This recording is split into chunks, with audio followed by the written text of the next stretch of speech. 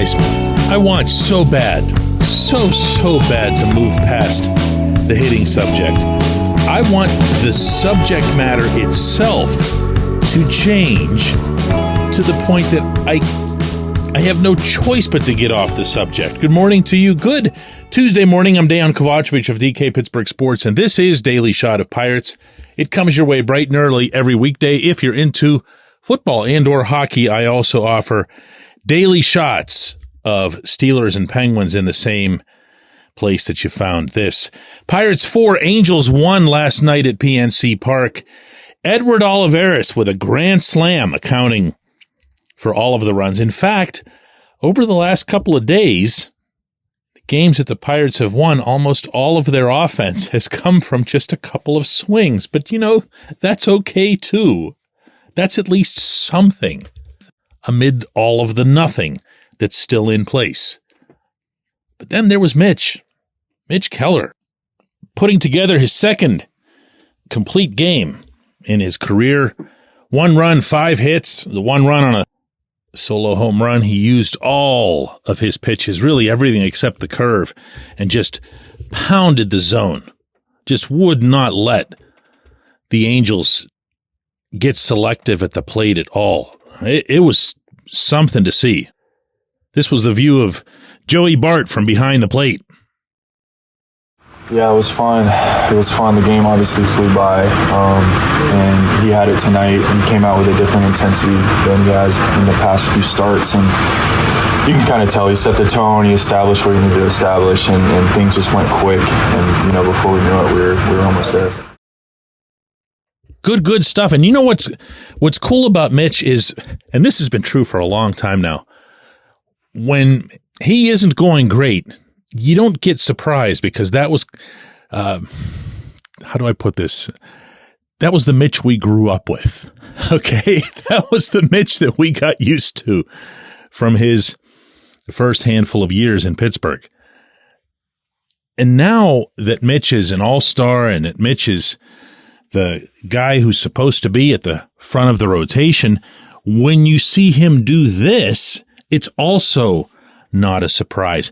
In fact, to extrapolate that, when you see him do this over the course of, let's say, several consecutive games, it's not a surprise, because when he finds his groove, he does tend to ride it. And that's a really, really nice thing for this ball club. I am here today to make clear my own stance that Mitch remains at the head of this rotation. And I know that's going to sound almost blasphemous, because there's Jared Jones striking out 10 dudes every time he takes the mound. Well, he's a kid, and he's going to run into his bumps, same way Mitch did. And he's going to have his... Look, I don't want to forecast anything negative about him. He's been so good. But the next player in Major League Baseball history who makes it through an entire career unscathed will be the first. Even the best of the best have had to take steps back. And you could even say the same thing for Paul Skeens. I mean, he's not even here yet. The anticipation is high for him to get here.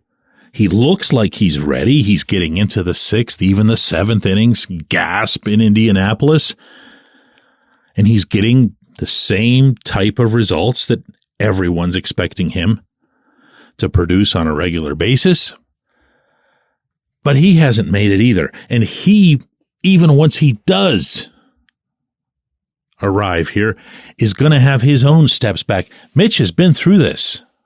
Mitch has to be the guy who leads this rotation. If you want something that's worthwhile from this scenario, know this. Mitch sees himself as that focal point. He sees himself as the leader of this rotation, same way he did last year, same way he even did 3-4 years ago, when some of you who've been with me for a long time will recall him telling me in Bradenton that he expects to be the staff ace. He's been the staff ace wherever he's been. And that team had Joe Musgrove. It had Chris Archer before Archer's career kind of went downhill. And there were other guys in there. And here's Mitch saying, I expect to be the guy. And he's not at all the cocky type. He's just not. In fact, it was so odd to hear, but he wasn't stating it in a braggy way. He was stating it in a, these are my expectations of myself kind of way. He still needs to be that. And if he is, I'm not suggesting he should pitch the way he did last night every time out, but if he's that guy that he was last year, don't forget the 200 strikeouts in 2023, the taking the ball every fifth day. That's the stuff that got Mitch paid this offseason. That's the stuff that comes with real value to a franchise. The reliability. But that's also the stuff that leads. That's the stuff that young pitchers will see and say, hey, how can I be that healthy, that durable, that dependable, that tough when maybe things aren't going my way? When we come back, J1Q. This portion of Daily Shot of Pirates is brought to you by our friends at Northshore Tavern. That's directly across Federal Street from PNC Park. It's home of Steak on a Stone, an eating experience, underscoring the word experience. The steak is brought to you partially cooked on an 800-degree stone, and you do the rest. It's a ton of fun, it's a great meal, and it's a baseball atmosphere like no other in Pittsburgh. North Shore Tavern, right across Federal Street from PNC Park.